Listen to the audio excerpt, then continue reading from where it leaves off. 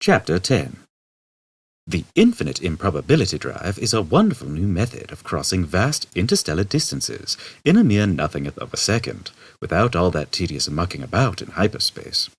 It was discovered by a lucky chance, and then developed into a governable form of propulsion by the galactic government's research team on Damagran. This, briefly, is the story of its discovery. The principle of generating small amounts of finite improbability by simply hooking the logic circuits of a Bambleweenie 57 sub-meson brain to an atomic vector plotter suspended in a strong Brownian motion producer, say, a nice hot cup of tea, were of course well understood. And such generators were often used to break the ice at parties by making all the molecules in their hostess's undergarments leap simultaneously 1 foot to the left, in accordance with the theory of indeterminacy.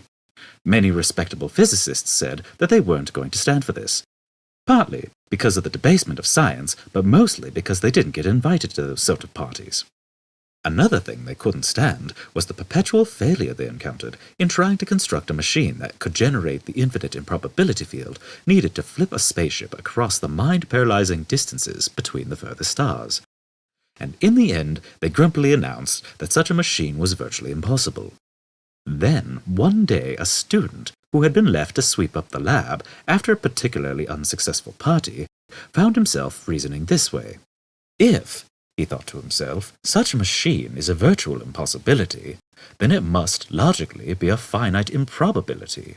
So all I have to do in order to make one is to work out exactly how improbable it is, feed that figure into the finite improbability generator, give it a fresh cup of really hot tea, and turn it on. He did this, and was rather startled to discover he had managed to create the long-sought-after golden infinite improbability generator out of thin air. It startled him even more when, just after he was awarded the Galactic Institute's prize for extreme cleverness, he got lynched by a rampaging mob of respectable physicists who had finally realized that the one thing they really couldn't stand was a smartass.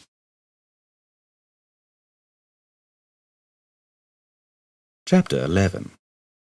The improbability-proof control cabin of the Heart of Gold looked like a perfectly conventional spaceship, except that it was perfectly clean because it was so new. Some of the control seats hadn't had the plastic wrapping taken off yet. The cabin was mostly white, oblong, and about the size of a smallish restaurant. In fact, it wasn't perfectly oblong.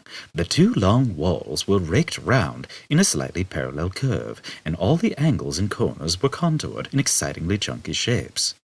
The truth of the matter is that it would have been a great deal simpler and more practical to build the cabin as an ordinary three-dimensional oblong room. But then the designers would have got miserable. As it was, the cabin looked excitingly purposeful, with large video screens ranged over the control and guidance system panels on the concave wall and long banks of computers set into the convex wall. In a corner, a robot sat humped, its gleaming brushed steel head hanging loosely between its gleaming brushed steel knees. It too was fairly new, but though it was beautifully constructed and polished, it somehow looked as if the various parts of its more or less humanoid body didn't quite fit properly. In fact, they fitted perfectly well, but something in its bearings suggested they might have fitted better. Zaphod Beeblebrox paced nervously up and down the cabin, brushing his hands over the pieces of gleaming equipment and giggling with excitement. Trillian sat hunched over a clump of instruments, reading off figures. Her voice carried round the tannoy system of the whole ship. 5 to 1 and falling, she said. 4 to 1 and falling. 3 to 1, 2, 1. Probability factor of 1 to 1. We have normality. I repeat, we have normality. She turned her microphone off, then turned it back on, with a slight smile, and continued. Anything you can't cope with is therefore your own problem. Please relax. You will be sent for soon. Zaphod burst out in annoyance. Who are they, Trillian?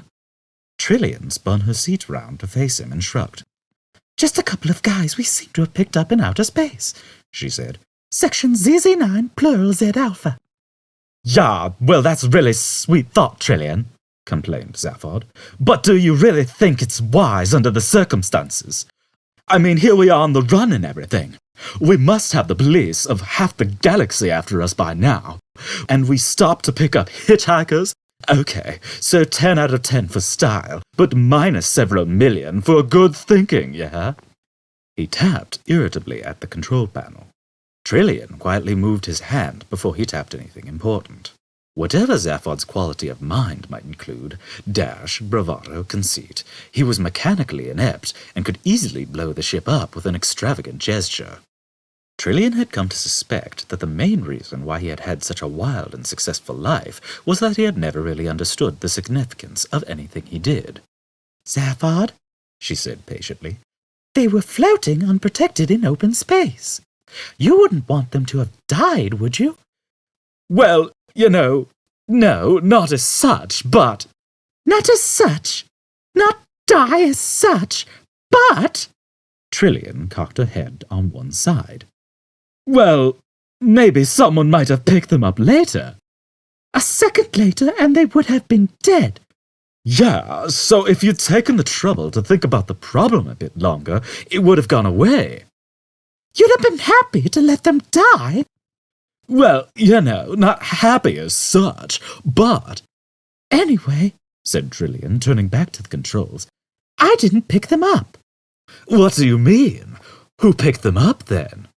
The ship did. Or? The ship did, all by itself. Or? Whilst we were in improbability drive. But that's incredible. No, Zaphod, just very, very improbable. Yeah. Look, Zaphod, She said, patting his arm. don't worry about the aliens. They're just a couple of guys, I expect. I'll send the robot down to get them and bring them up here. Hey, Marvin! In the corner, the robot's head swung up sharply, but then wobbled about imperceptibly. It pulled itself up onto its feet, as if it was about 5 pounds heavier than it actually was, and made what an outside observer would have thought was a heroic effort to cross the room. It stopped in front of Trillian and seemed to stare through her left shoulder. I think you ought to know I'm feeling very depressed, it said. Its voice was low and hopeless. Oh, God, muttered Zaphod, and slumped into a seat. Well, said Trillian in a bright, compassionate tone. here's something to occupy you and keep your mind off of things.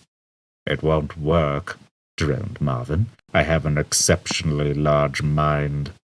Marvin, warned Trillian. All right, said Marvin. What do you want me to do? go down to number 2 entry bay and bring the 2 aliens up here under surveillance. With a microsecond pause and a finely calculated micromodulation of pitch and timbre, nothing you could actually take offense at, Marvin managed to convey his utter contempt and horror of all things human. Just that, he said. Yes, said Trillian firmly. I won't enjoy it, said Marvin. Zaphod leaned out of his seat. She's not asking you to enjoy it, he shouted. Just do it, will you? All right, said Marvin, like the tolling of a great cracked bell. I'll do it. Good, snapped Zaphod. Great. Thank you. Marvin turned and lifted his flat-topped triangular red eyes toward him. I'm not getting you down at all, am I? he said pathetically. No, Marvin, lilted Trillian. That's just fine, really. I wouldn't like to think I was getting you down. No, don't worry about that, the lilt continued. You just act as comes naturally, and everything will be fine. You're sure you don't mind? Probed Marvin. No, Marvin, lilted Trillian. That's just fine, really, just part of life. Marvin flashed him an electronic look. Life, lilted Marvin. Don't talk to me about life. He turned hopelessly on his heel and lugged himself out of the cabin. With a satisfied hum and click, the door closed behind him. I don't think I can stand that robot much longer, Zaphod, growled Trillian. The Encyclopedia Galactica defines a robot as a mechanical apparatus designed to do the work of a man.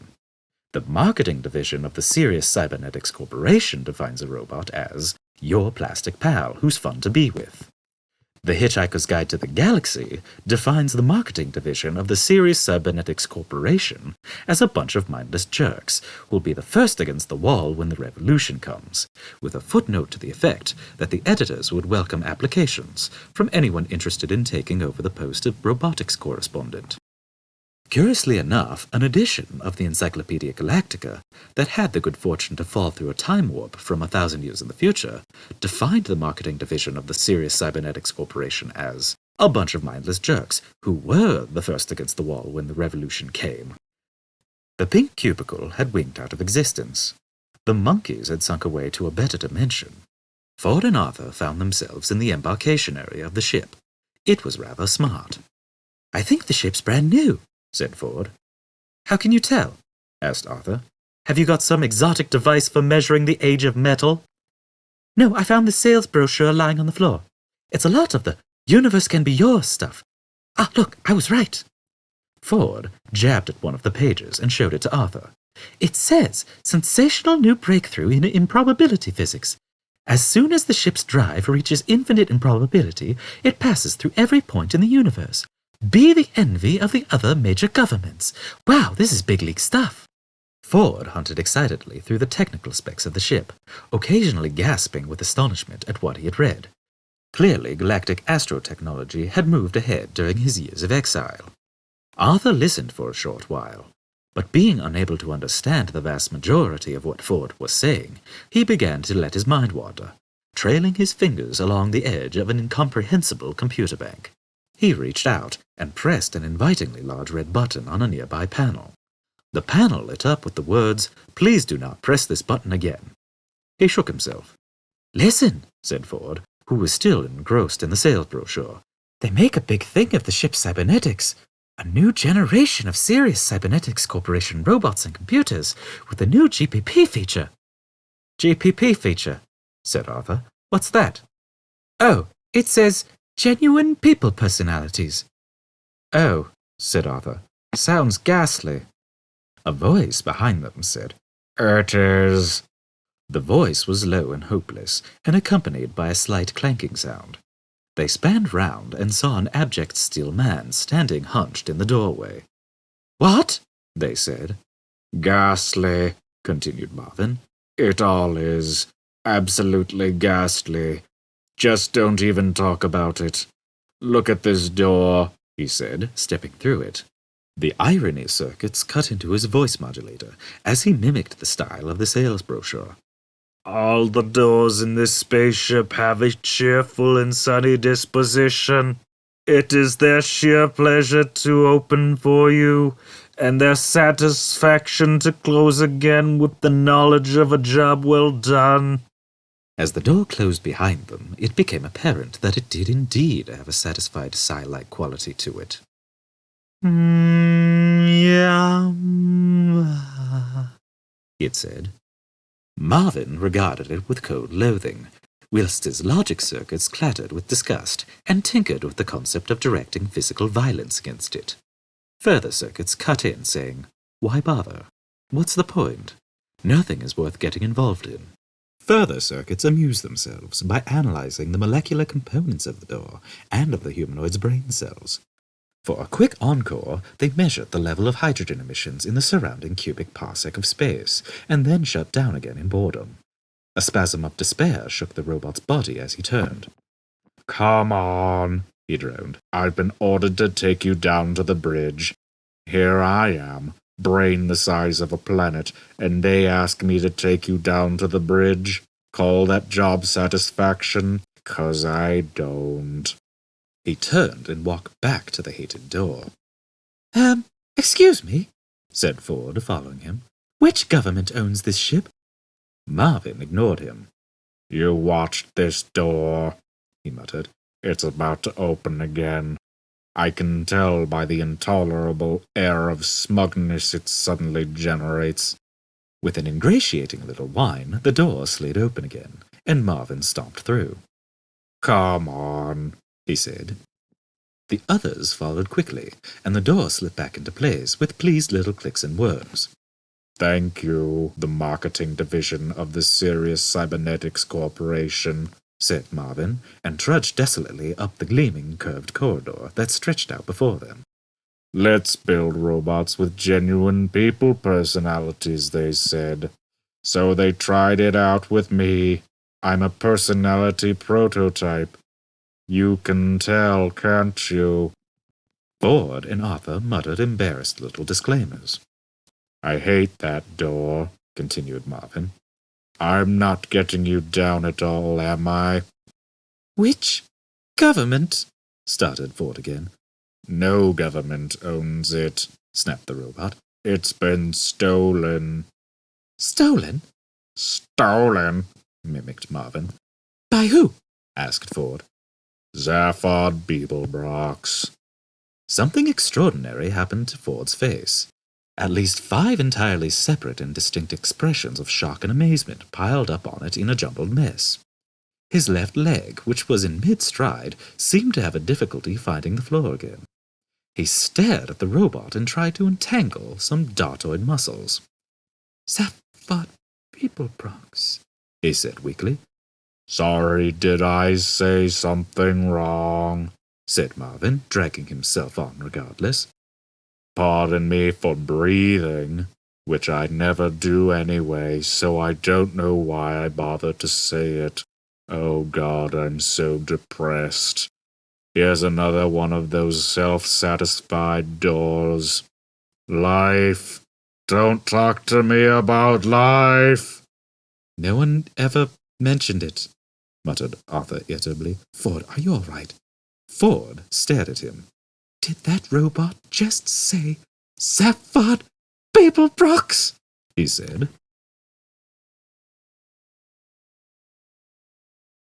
Chapter 12. A loud clatter of gunk music flooded through the heart of Gold Cabin as Zaphod searched the sub-ether radio wave bands for news of himself. The machine was rather difficult to operate. For years, radios had been operated by means of pressing buttons and turning dials. Then, as the technology became more sophisticated, the controls were made touch-sensitive. You merely had to brush the panels with your fingers.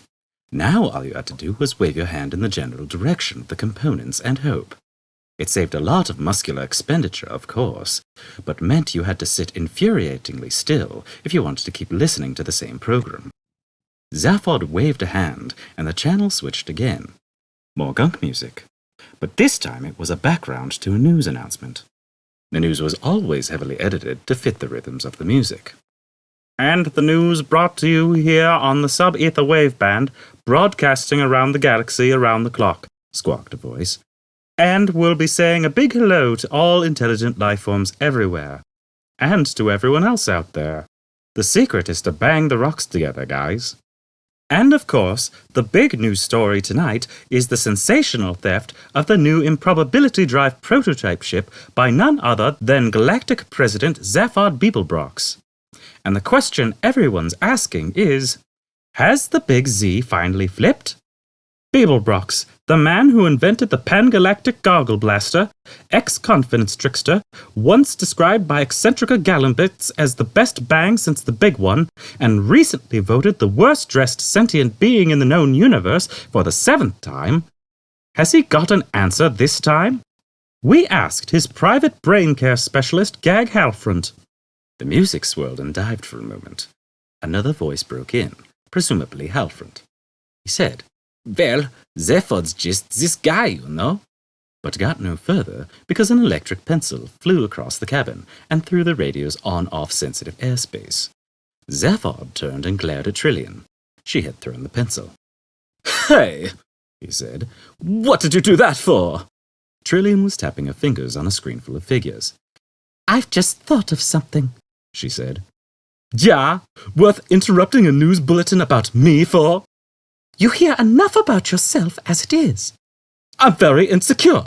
We know that. Can we drop your ego for a moment? This is important. If there's anything more important than my ego around, I want it caught and shot now. Zaphod glared at her again, then laughed. Listen, she said, we picked up those couple of guys. What couple of guys? Those couple of guys we picked up. Oh, yeah, said Zaphod. Those couple of guys. We picked them up in Sector ZZ9, plural Z Alpha. Yeah, said Zaphod, and blinked. Trillian said quietly, Does that mean anything to you? Said Zaphod. ZZ9, plural Z Alpha. ZZ9, plural Z Alpha. Well, Said Trillian. What does the Z mean? Said Zaphod. which one? Anyone. One of the major difficulties Trillian experienced in her relationship with Zaphod was learning to distinguish between him pretending to be stupid just to get people off their guard, pretending to be stupid because he couldn't be bothered to think and wanted someone else to do it for him, pretending to be outrageously stupid to hide the fact that he actually didn't understand what was going on, and really being genuinely stupid. He was renowned for being amazingly clever, and quite clearly so, but not all the time, which obviously worried him, hence the act. He preferred people to be puzzled rather than contemptuous. This, above all, appeared to Trillian to be genuinely stupid, but she could no longer be bothered to argue with it. She sighed and punched up a star map on the visit screen so she could make it simple for him, whatever his reasons for wanting it to be that way. There, She pointed. right there. Hey, yeah, said Zaphod. Well, She said. Well, what? Parts at the inside of her head screamed at other parts of the inside of her head. She said, very calmly, it's the same sector you originally picked me up in. He looked at her, then looked back at the screen. Now that is wild. We should have zapped straight into the middle of the Horsehead Nebula. How did we come to be here? I mean, that's nowhere. She ignored this. Improbability drive, She said patiently. You explained it to me yourself. We pass through every point in the universe. You know that. Yeah, but that's one wild coincidence, isn't it? Yes. Picking someone up at that point, out of the whole universe to choose from. That's just too... I want to work this out. Computer! The Sirius Cybernetics Corporation shipboard computer, which controlled and permeated every particle of the ship, switched into communication mode. Hi there! It said brightly, and simultaneously spewed out a tiny ribbon of ticker tape, just for the record. The ticker tape said, Hi there. Oh, God, said Zaphod. He hadn't worked with this computer for long, but had already learned to loathe it. The computer continued, brash and cheery, as if it was selling detergent. I just want you to know that whatever your problem is, I am here to help you solve it. Yeah, said Zaphod. Look, I think I'll just use a piece of paper. Sure thing, said the computer, spilling out its message into the waste bin at the same time. I understand. If you ever want... Shut up, said Zaphod, and snatching up a pencil, sat down next to Trillian at the console. Okay, said the computer in a hurt tone of voice, and closed down its speech channel again. Zaphod and Trillian pored over the figures that the improbability flight path scanner flashed silently in front of them. Can we work out, said Zaphod, from their point of view, what the improbability of their rescue was? Yes, that's a constant, said Trillian. 2 to the power of 276,709 to 1 against. That's high. They're two lucky guys. Yes. But relative to what we were doing when the ship picked them up. Trillian punched up the figures. They showed 2 to the power of infinity minus 1, an irrational number that only has a conventional meaning in improbability physics. It's pretty low, continued Zaphod, with a slight whistle. Yes, agreed Trillian, and looked at him quizzically. That's one big whack of improbability to be accounted for. Something pretty improbable has got to show up on the balance sheet if it's all going to add up into a pretty sum. Zaphod scribbled a few sums, crossed them out, and threw the pencil away. Bats, dots, I can't figure it out. Well? Zaphod knocked his 2 heads together in irritation and gritted his teeth. Okay, he said. Computer! The computer's circuits sprang to life again. Why, hello there, they said. Ticker tape, ticker tape. All I want to do is make your day nicer and nicer and nicer. Yeah, well, shut up and work something out for me. Sure thing, chattered the computer. You want a probability forecast based on improbability data, yeah. Okay, the computer continued. Here's an interesting little notion. Did you realize that most people's lives are governed by telephone numbers? A pained look crawled across one of Zaphod's faces and onto the other one. Have you flipped? He said. No, but you will when I tell you that... Trillian gasped. She scrabbled at the buttons on the improbability flight path screen. Telephone number, she said. Did that thing say telephone number? Numbers flashed up on the screen. The computer had paused politely, but now it continued. What I was about to say was that... Don't bother, please, said Trillian. Look, what is this? Asked Zaphod. I don't know, said Trillian, but those aliens, they're on their way up to the bridge with that wretched robot. Can we pick them up on any monitor cameras?